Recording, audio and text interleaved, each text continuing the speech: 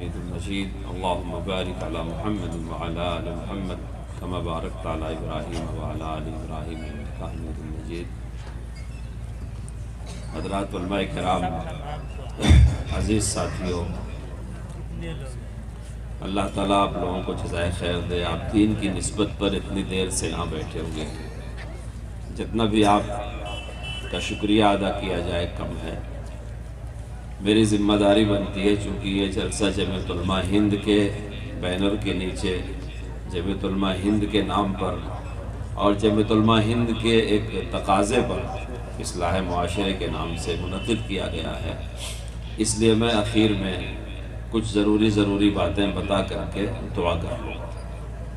میرے عزیز دوستو، جمعیت علماء خالص ایک دینی جماعت ہے، لہذا ہمارے جلسے اور ہماری نشستیں سیاسی جلسوں کے انداز کی نہیں ہونی چاہیے، اور وعظ بیان تقریر میں کسی کا نام لے کر کے کسی طبقے کو نشانہ بنا کر کے، جیسے سیاسی قائدین کا طریقہ ہوتا ہے کہ وہ ایک دوسرے پر تانا اور نشانہ لگاتے رہتے ہیں، ہمارے دینی جلسوں کا یہ انداز نہیں ہونا چاہیے. اس لیے بہت ہی سنجیدگی سے ہم کو جس مقصد کے لیے جلسہ ہوا ہے اس مقصد پر بات کرنی چاہیے. اسی طرح جمعیت علماء اس ملک کی 100 سال سے زیادہ کی اللہ والوں کی علماء ربانی کی ایک تنظیم ہے جو اللہ کی تائید سے کام کرتی ہے. اللہ تعالیٰ نے اس سے بڑی خدمات دیا ہے. آج کی تاریخ میں، آج کا جو آپ کا 19 تاریخ کا دن ہے، اگر آپ معلوم کریں تو پورے ملک میں جمعیت علماء کی سینکڑوں یونٹیں ہیں اور اس سے متعلق کئی ادارے ہیں جو کام کر رہے ہیں. بہت سے لوگ مدتوں میں وہ کام نہیں کرتے جو جمعیت کے خدام ایک دن میں اور ایک وقت میں کر لیا کرتے ہیں. ہم کو ان بزرگوں کی نسبت کا لحاظ کرنا چاہیے، ہمارے کام منظم ہونے چاہیے. آپ کا مجمع ماشاءاللہ بہت ہی منظم ہے، آپ کی یہ سرزمین بڑی زرخیز ہے. میں سنتا تھا، اس سے پہلے ممبر سازی کے موقع پہ آیا تھا، آج قریب سے میں نے اتنی بڑی خلقت کو دیکھا کہ یہ ٹس سے مس نہیں ہو رہے ہیں، 4-5 گھنٹے سے بیٹھے ہوئے ہیں. آپ کے وقت کی ہم کو قدر کرنی چاہیے. مجمع میں ایک بہت بڑا طبقہ ہے. میں سوچ رہا تھا کہ اکثر میں جلسوں میں جاتا ہوں، سامنے صفوں میں بغیر داڑھی کے لوگ نظر آتے ہیں. یہاں بہت غور سے تلاش کرنا پڑ رہا ہے، تب باریک حاشیہ کہیں بغیر داڑھی کا نظر آ رہا ہے. ورنہ مجمع بہت ماشاءاللہ داڑھی والا مجمع ہے، ٹوپی والا مجمع ہے. جو بھائی بغیر داڑھی والے ہیں، اگر آج وہ نیت کر لیں، انشاءاللہ ہم بھی اب سے رکھ لیں گے سنت والی داڑھی جس میں کنگھی کی جا سکے. ایسی حضرت صدر محترم دامت برکاتہ ملک میں جہاں سے گزرتے ہیں داڑیاں اگنی شروع ہو جاتی ہیں، کیونکہ وہ سب پر نکیر کرتے ہیں اور سب سے نیت کرواتے ہیں. تو ہم بھی نیت کریں، انشاءاللہ ہم بھی داڑھی رکھیں گے. ایسے آپ کی بہت ساری خوبیاں ہیں، اور یہی وجہ ہے کہ اس ملک کی کوئی بھی تحریک، کوئی بھی دینی کام، کوئی بھی مدرسہ، کوئی بھی ادارہ بہار کے علماء سے، بہار کی عوام سے مستغنی نہیں ہو سکتا.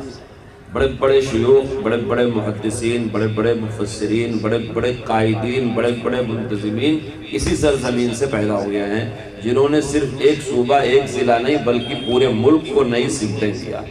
یہ اس میں آپ حضرات کے سچی طلب کو اور آپ کے شوق کو اور آپ کی اس تواضع اور بے نفسی کو بہت دخل ہے کہ اللہ نے آپ کو قبول فرمایا. بہت سے ماں باپ ہیں جو صرف کھیتی اور کسانی کے علاوہ کچھ نہیں جانتے، لیکن ان کی اولاد حدیث کی ماہر ہے، قرآن کی ماہر ہے، تجوید کی ماہر ہے، بڑے بڑے مدرسوں میں درس دے رہی ہے.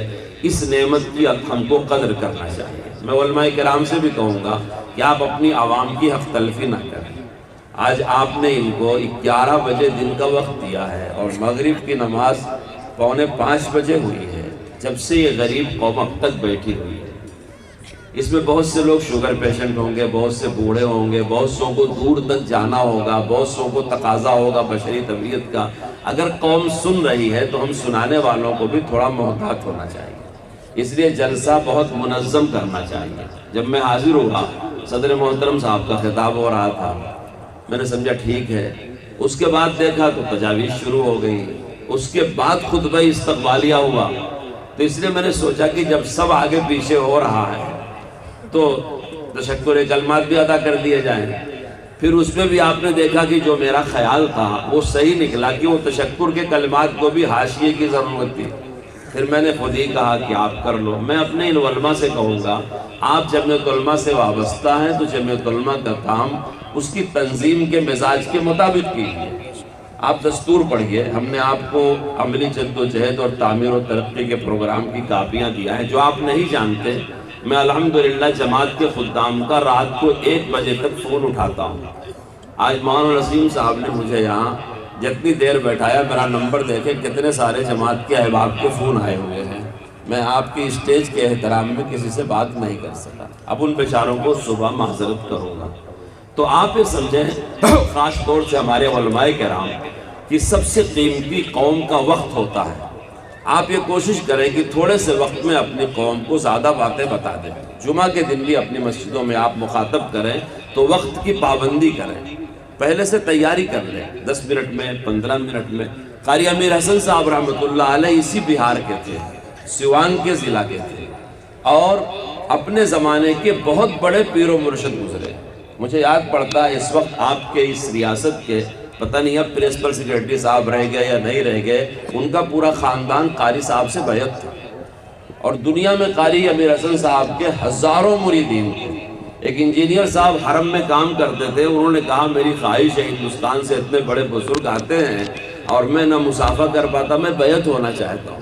قاری صاحب مجھے بہت شفقت فرماتے تھے، تو میں نے سفارش کیا، قاری صاحب اٹھے اور کھمبے کے پیچھے جا کے ان کو بیعت کر لیا، جیسے اس انجینئر کی عید ہو گئی ہو کہ آج قاری صاحب نے بیعت کیا۔ لیکن آپ میں سے جنہوں نے قاری صاحب کو دیکھا ہوگا، ان کا آواز 3 منٹ کا ہوتا تھا، 5 منٹ کا ہوتا تھا۔ ایک حدیث پڑھ دیا، الدین یسر، 65 سال ہردوئی کے مدرسے میں نورانی قاعدہ پڑھانے پہ گزار دیا۔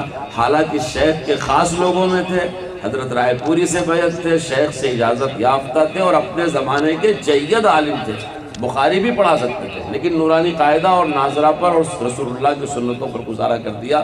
میں اپنے دوست احباب سارے علماء سے، ان عوام کی طرف سے بڑے احترام سے اپیل کرتا ہوں کہ آپ ان کی صلاحیتوں کا، ان کے وقت کا، ان کے جذبات کا استحصال نہ کریں، صحیح اس کا استعمال کریں اور اپنے جلسے منظم کیا کریں۔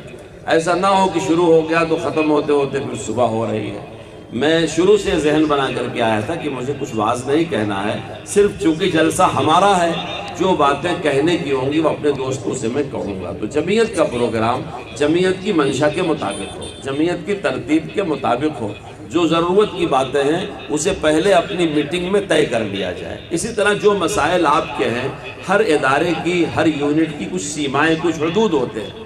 جو تجاویز جمعیت علماء مرکزیہ کی ہے، وہ تجاویز جمعیت علماء اضلاع کو، جمعیت علماء کی منڈل کی یونٹوں کو، جمعیت علماء کی ریاست کی یونٹوں کو بہت زیادہ اس میں فکر مند نہیں ہونا چاہیے۔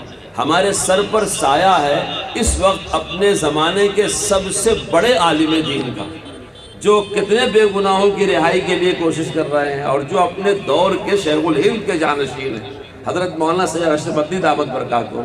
تو جو ان کے کام ہیں وہ کام ہم کو اپنے ہاتھ میں نہیں لینے چاہیے۔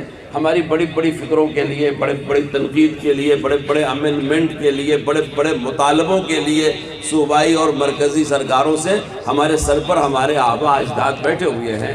ہم کو ہمارے دائروں کو محدود کر کے کہ کہاں سے کہاں تک ہم کیا کام کر سکتے ہیں، اس طرح سے اپنے کام کی بنیاد بنانی چاہیے، جتنا کہ ہم کر لے جائیں۔ ایسا نہ ہو کہ آج ایک جلسے میں کچھ باتیں آئیں تجاویز، ایک سال کے بعد پھر وہی تجاویز آئیں، اس کے بعد پھر وہی تجاویز آئیں۔ یہ کوئی سیاسی منچ نہیں ہے کہ اپوزیشن اور رولنگ ایک دوسرے پر تنقید کرتے رہے اور آگے بڑھتے رہے۔ جمعیت علماء سراسر دینی جماعت ہے۔